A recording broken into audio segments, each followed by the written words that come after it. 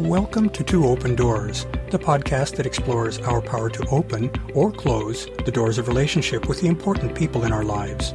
We hope you'll learn from and share your wisdom with our community. Thanks for joining us. In episode 3, we explored the nature of human relationship and focused on how emotional relationships work. We noted that the developmental psychology framework provided by attachment theory gives us valuable clues about how we've learned to relate to others. In this episode, we dig further to unearth the 4 styles of childhood attachment and the corresponding 4 styles of adult attachment. Understanding our attachment style and history is an important part of our attaining the self-knowledge that we discussed in episode 2. That also provides a foundation for the deeper dive that we'll be taking into learning how to connect deeply with the important people in our lives. So, what is attachment theory?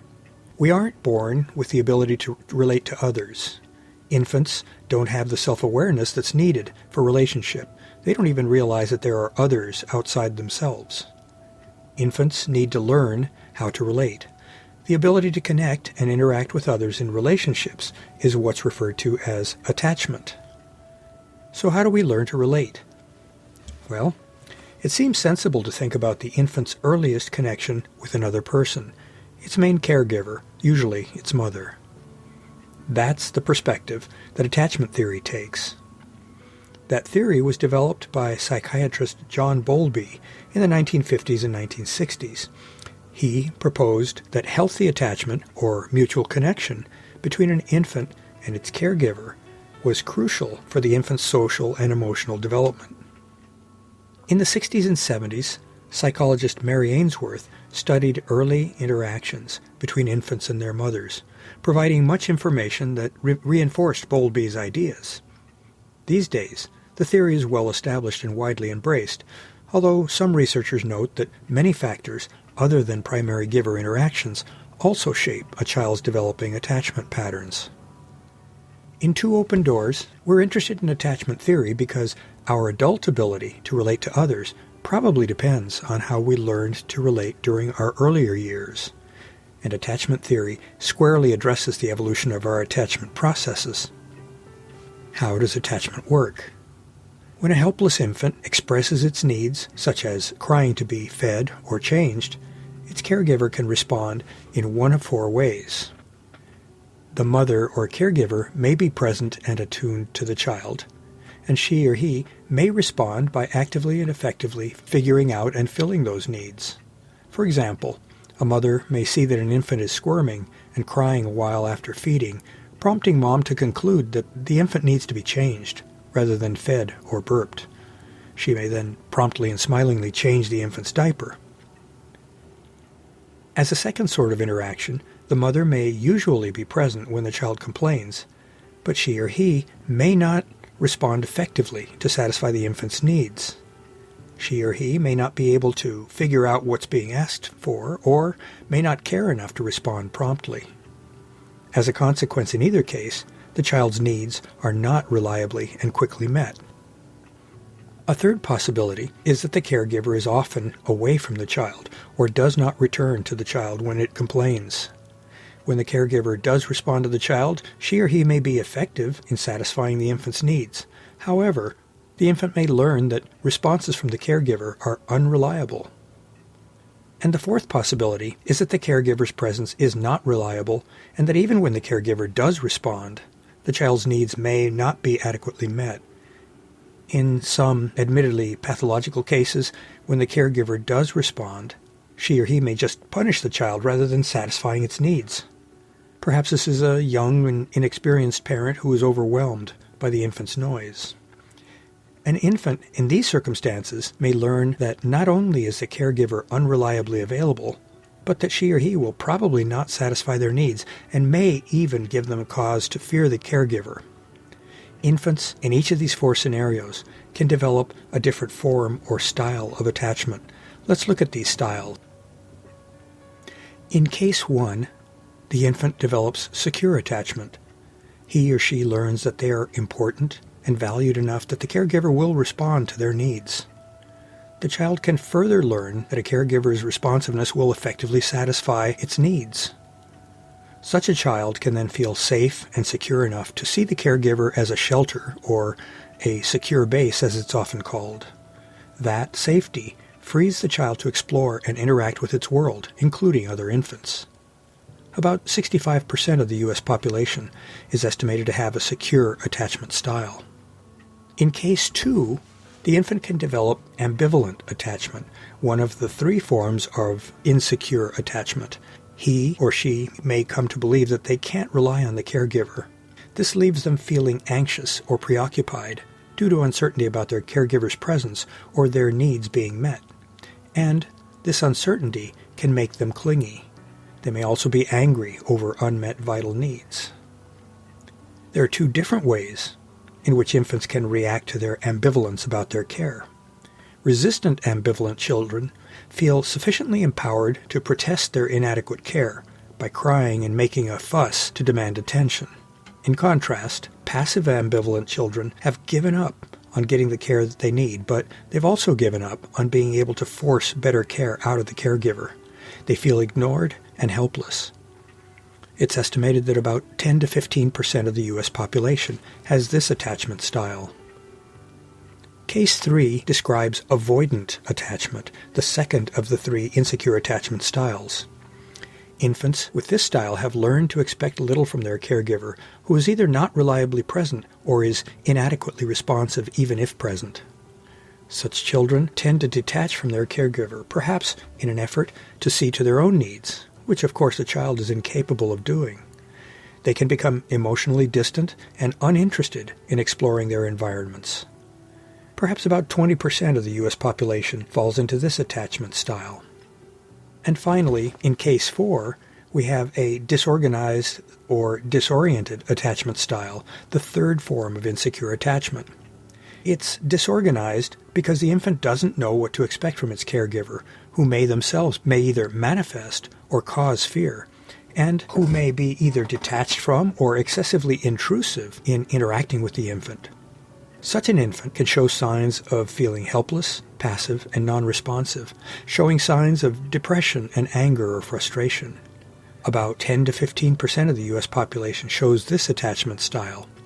Interestingly, about 80% of maltreated youth show this attachment style, perhaps reflecting the survival mode in which they're forced to live. So, what can we learn from attachment theory? It doesn't take much imagination to surmise that how we learn to relate in our earliest relationships, that is, with our initial caregiver, is likely to at least strongly color how we behave in our later relationships. Attachment theory proposes that early interactions lead the child to form an internal set of expectations about its world. Is it a friendly and nurturing place, or is it a place of danger and deprivation? Are those we interact with likely to value and respect us, or disrespect and fail to value us? Can we trust others or not? These deeply internalized feelings and beliefs greatly affect how we behave in our later relationships. To take these thoughts a little bit further, it is the case that each of the childhood attachment styles has a corresponding adult attachment style. First, securely attached children evolve into a state of secure/autonomous attachment as adults. Such adults have learned how to interact respectfully and mutually supportively with others. These adults also value the support and validation that attachment can provide. Securely attached adults are interdependent with their partners. They are supportive and empathic toward their partners, but they are also open and willing to be vulnerable with partners. When they're the ones in need, they're not afraid to reach out to their partners for help and comfort. With this sort of approach to partnering, there's a mutual feeling of support, acceptance, and welcoming. We've seen that there are 2 substyles of ambivalent attached children. Resistant ambivalent children can become anxious, preoccupied adults. They may value the benefits of human connection through attachment, but they may also be trapped in or preoccupied by the past, including past relationship disappointments.